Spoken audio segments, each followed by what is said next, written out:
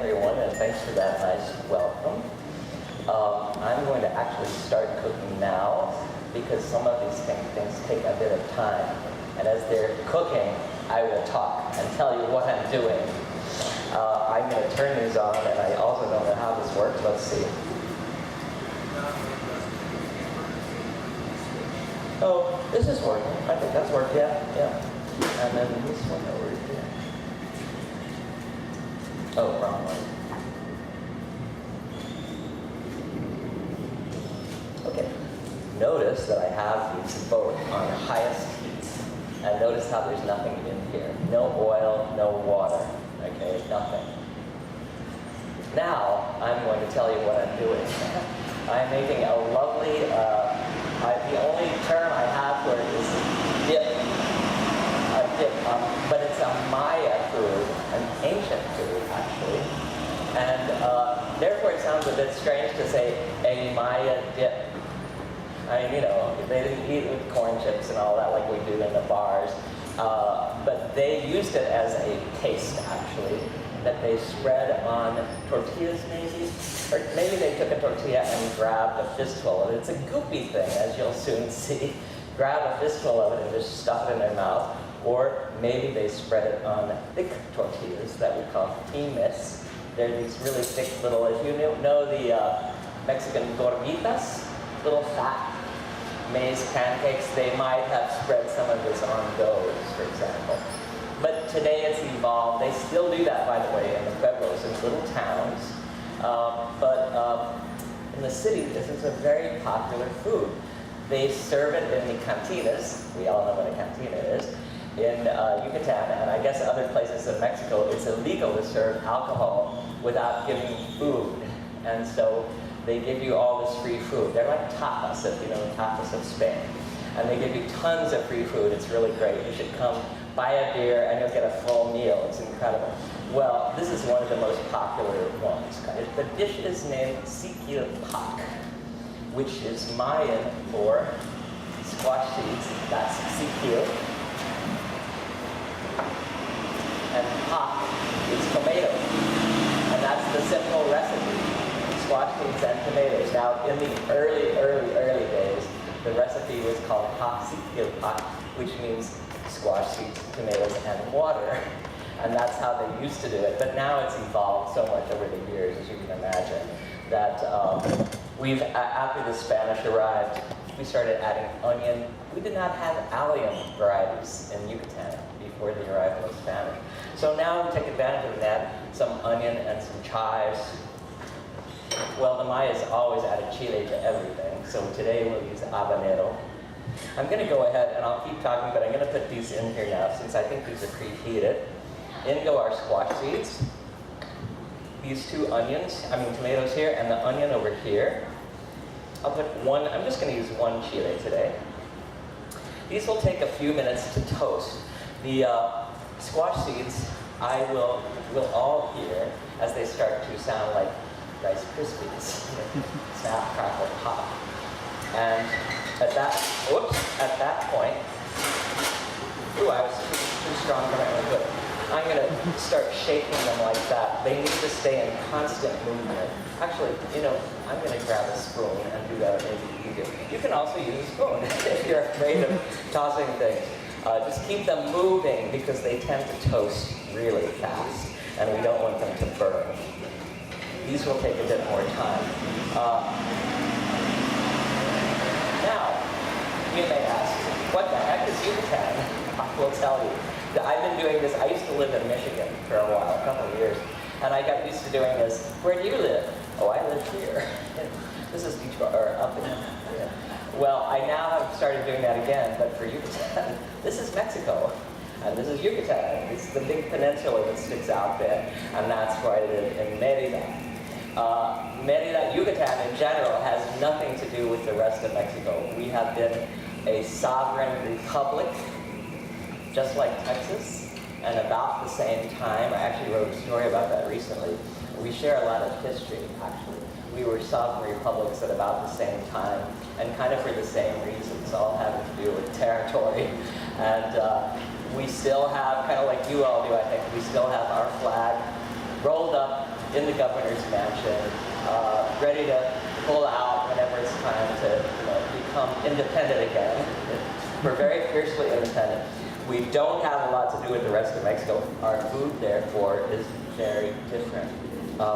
We had the platform of ancient Maya civilization. I'm sure you've heard of that. But then, after the Spanish arrived, we have these layers of other influences. Portuguese, French. The Lebanese came as well. The Lebanese are a big influence in Yucatan. You walk to the market and you see little old Maya ladies selling what they call trigo para kibis. That's wheat for kibis. You know what kibis are? Little fritters. They're made of bulgur wheat. And this bulgur wheat came really early after 1492.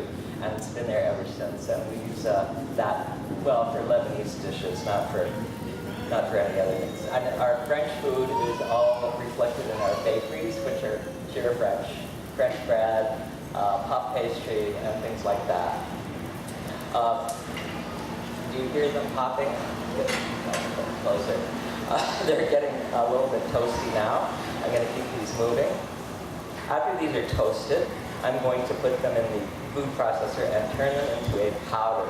We call this powder pepita molida.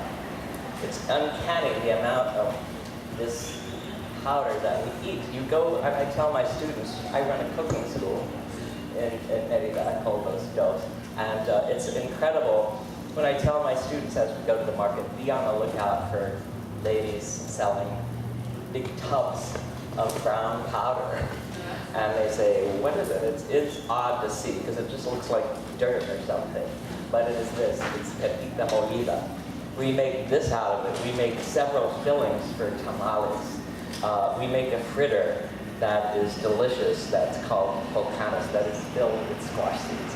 We sprinkle it on top of foods at the end when we're just serving them. We use, in short, these squash seeds for everything. Today, when you get home, go to your computer and Google squash seeds and look at health benefits. They're unbelievably nutritious. They have omega-3, omega-6 fatty acids. I don't know what else. Now you mix that with the lycopene, right? Thank you, of the tomatoes. And this dip or spread is unbelievably healthy and nutritious. So that's not why I make it though. I make it just because it's tasty. And I always make sure in my classes when we make it, as we do every time, that we have a lot of leftovers, which I enjoy at 5 p.m. with my martini in hand, recovering from my class. That's what I do. That's the routine. These are getting nicely brown. Can you see up there? And they're not ever going to be brown all over. They're going to be brown in patches, and that's just fine. I'm actually going to cut this in half so that I can get some more charring on this. Now, charring foods is primal in Yucatan. This is getting sort of black. I need more. Many of our foods have a smoky flavor, and that's partly because of the way we cook. These are done now. The way we cook often in is that off or on? That's off. Over wood fires. People cook in their grandmothers' or great-grandmothers' old pots that are covered with blackened soot and grease. And this gives it another smoky layer. We cook in a hole in the ground called a pib. It's an ancient Maya way of cooking, and it's done with wood coals, and it gets extremely smoky. And then, as you're seeing here, we char so many of our foods, and you do not peel them, by the way. Do not peel them. I saw one celebrity chef once, who shall remain nameless, who did some Yucatecan foods and charred it beautifully just like this. And I said, oh, that's great. He knows. And then he peeled it. And I said, oh dear, now you've gone and ruined it. That adds a lot of flavor, as you can imagine. You have perhaps heard, I don't know if you study cooking, there's a chemical reaction that happens known as the Maillard effect. I won't presume to pronounce it correctly in French. But it changes the sugars, the natural sugars in food actually caramelize. And this gives it an incredible flavor. Well, I don't want to get rid of that flavor. That's why we don't peel them. And that's also why we char them. You know, when you have a cookout and you grill chicken, everyone fights over the crispy part, right? The one that's slightly overdone, maybe, because that's the part that tastes best. It's the same for this. Adds an enormous amount of flavor. These are almost done. Now, can you see these are, as I said, not 100% brown. They're generally toasted, okay? Just generally toasted. Now, in an ideal world, I would have, 2 or 3 sets of this. Okay, now bring me set number 2. That would be cool already. But lacking that, we're going to go ahead and grind these. If I can figure out how to work this. So, yeah. That's some kind of lock. There you go. And in these go. Oh, you know what? Let's move this beautiful hook here so that they can see this toast grinder. I want you to watch the signs of how we know that they're done. These are going to turn into a powder. And soon, all of the essential oils of these seeds are going to come out and start clogging it up.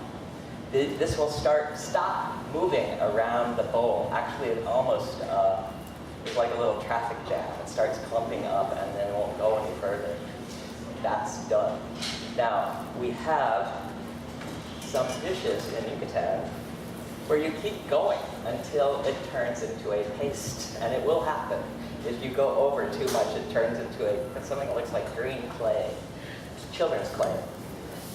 And that's fine, like I said, for some dishes, but we don't want that for this food.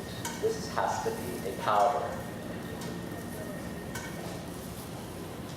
The other ingredients that I have here that I'm going to just tell for 1 second, I have, as I mentioned, some, oops, those will char too, very quickly. I forgot the garlic, a couple of heads of cloves of garlic. I have the chives that I mentioned, and I have cilantro. These all go in at the end. I have sour orange juice.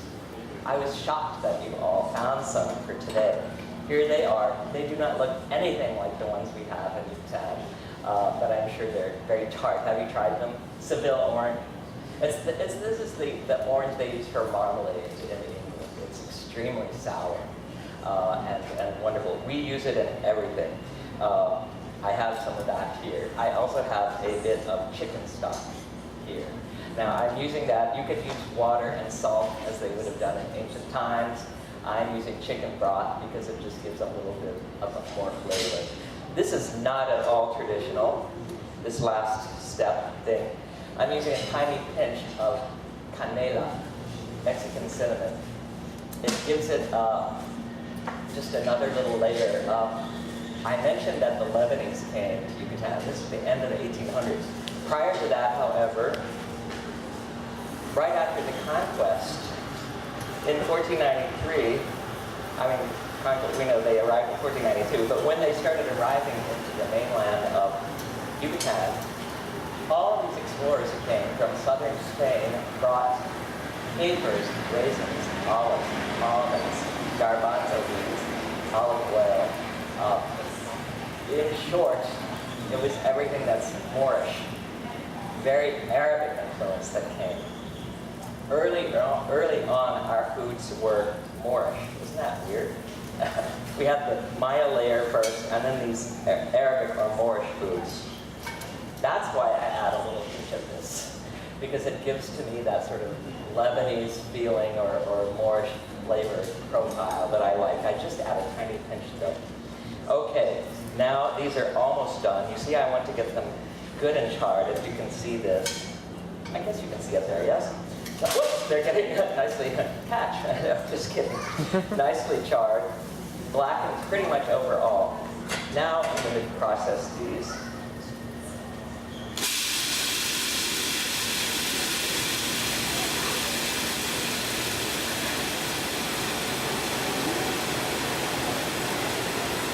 You all do know our wonderful habanero, don't you? I call it ours because Yucatan is the world's largest producer and exporter of habanero. It's fiery hot. I eat them like candy. I'm not kidding.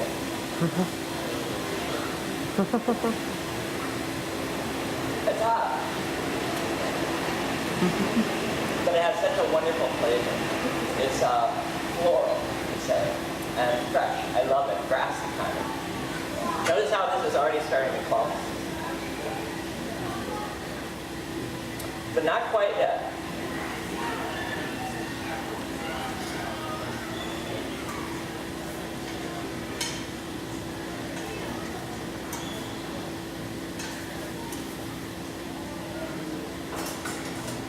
Now it's clumped. It still needs to go a little bit more, but you see how it's stuck to the sides of the bowl?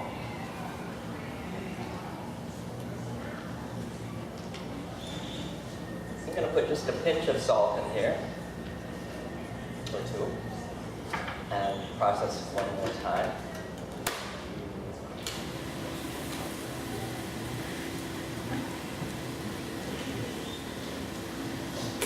And that's it. Now, it's getting close to the finish here. You have such tricky appliances. Let's see. I was just kind of jammed in there. Oh. Let's see. There we go. Okay. Now, I'm going to put in the tomatoes, nicely charred. The garlic. Could stand some more, but it's fine. A little brownish. Over here, I have to do a bit of a process on these things.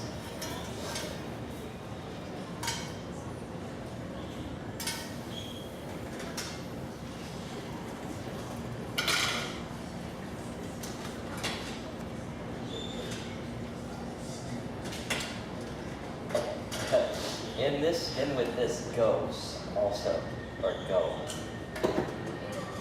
my chicken broth,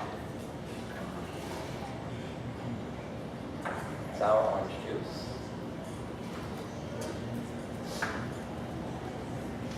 and that's it. So, I'll process this.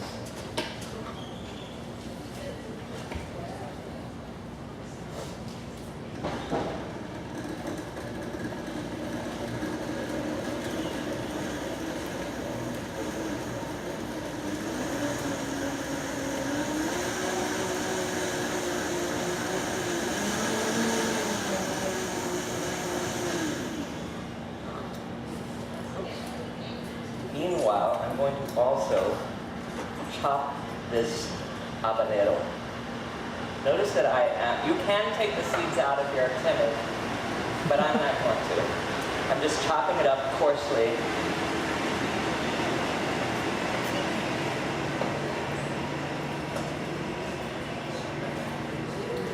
Put in here, hopefully.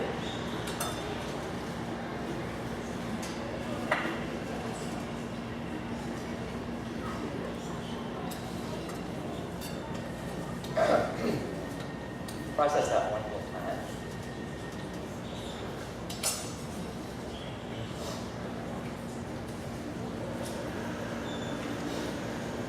I want to get that really blended, so I'm going to leave it for another couple of minutes while I do the next step. Just simply, I'm going to chop the onion.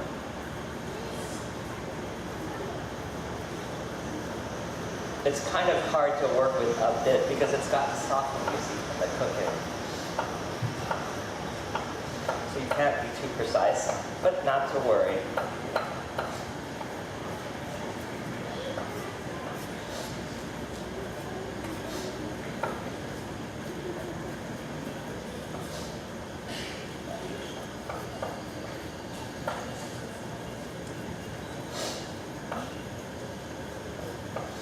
like a little habanero as a wake-up call. You know, it's loaded with vitamin C. Try to think of the positive aspects. Great for the sinuses.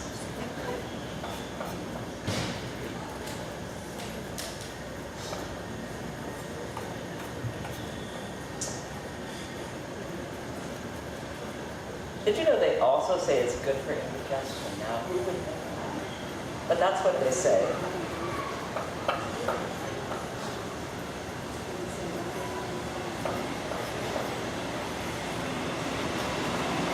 And that's fine. This is not a fine chop. Obviously, it's going to be rather coarse, but that's just as I want it to be. This should have a lot of texture, this dish. Okay, that's done. Now, my mixing bowl. And we're almost going to finish this now.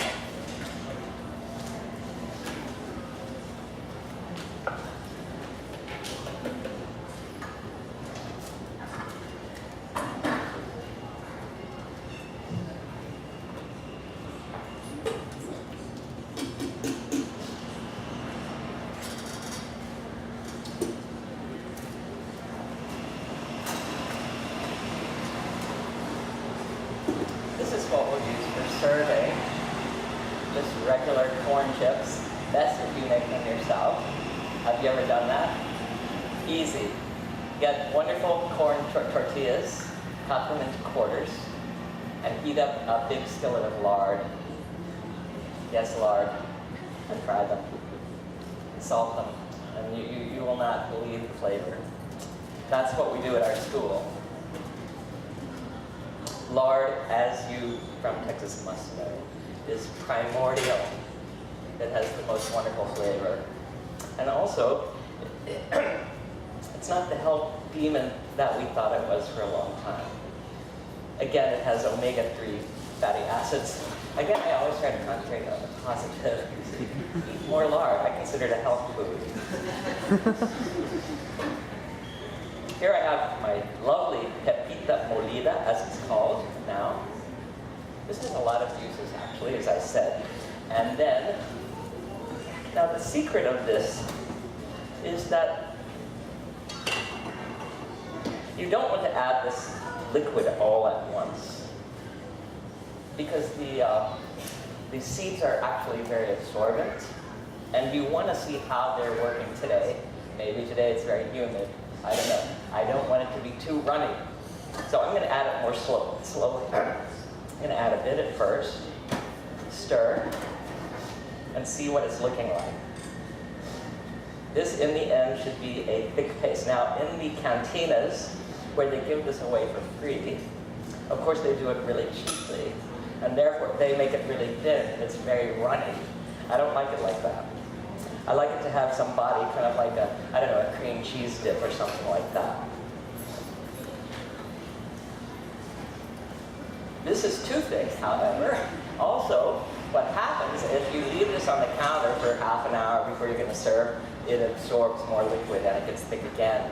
So I always try to have a little bit of this juice left, just for right before serving.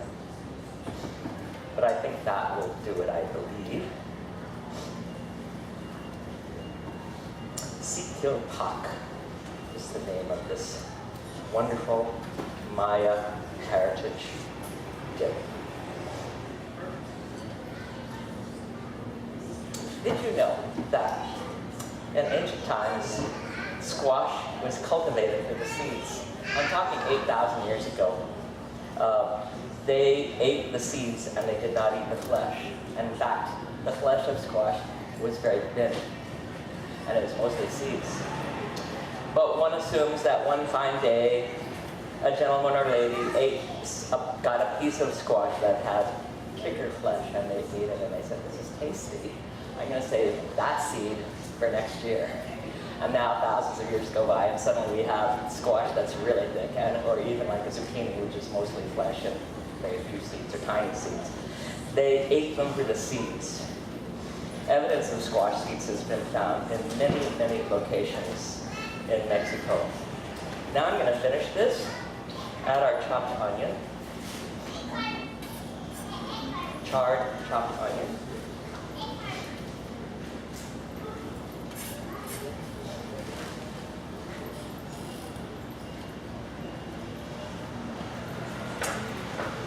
Chopped chives. Cilantro. And I think that's it. Oh no. And then my little tiny hint, I mean I'm serious, that's it. That I put into this of the canela or Mexican cinnamon.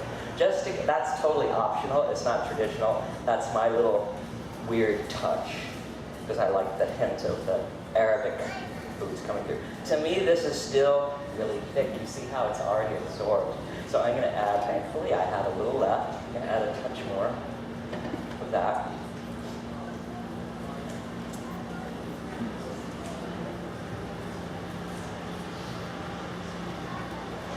As you can see, this is a wonderful, it's so depressing that you can't taste this. It's wonderful for a party because it's so easy and fast, as you saw, and it's a real crowd pleaser. Always, always, I have students write back to me saying, I made the CQ plaque for a party this weekend and it was a huge hit.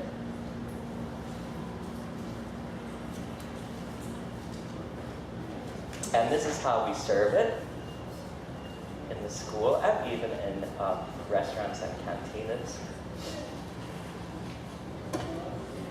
And as a gentle reminder, a little habanero there in the center. And that's our CQ plaque. I haven't tasted it yet, forgive me. I didn't want to make you jealous. I'm gonna not mess up that bowl and I'm gonna take it from here. See, this is how actually the Mayas do it in the pueblos. They would spread it on something, like I mentioned, a thick tortilla or something.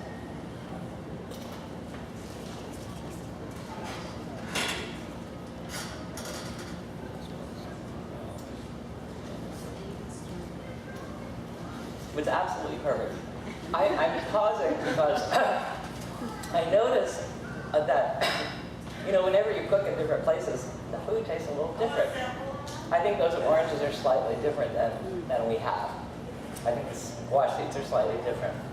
It's still delicious, but slightly different. So I'm pausing to notice that difference. It's interesting. That's the show. Does anyone have any questions? Yeah, I do. Yes? What is the name of that dish? Okay, it's hard. Sikil, S-I-K-I-L, pak, P-A-A-K, Sikil pak. Yeah. And that again refers to the squash seeds and the tomatoes. Yeah. Anything else? When did you put the garlic in? When? In here. Okay. Yeah, that goes in here as well. Yeah. Tomatoes and garlic and those the sour orange juice and chicken broth. In my house, about 30 minutes. It's addictive. I swear, if you can taste it and see what I mean. It will stay in the refrigerator at least a week. Yeah, it starts separating a little bit. Some of that tomato juice starts coming up. So what do? Stir it back in. And also to kind of freshen it up, I might add a little more chopped cilantro or something like that. Why can't we taste it? They won't let you. The state of Texas says no. I don't know. I think it's hygiene something or other. Yeah. It's depressing. Yes. Well, also that chicken stock has a little salt. Yeah. Yeah. So you can kind of control it a little bit that way. Anything else?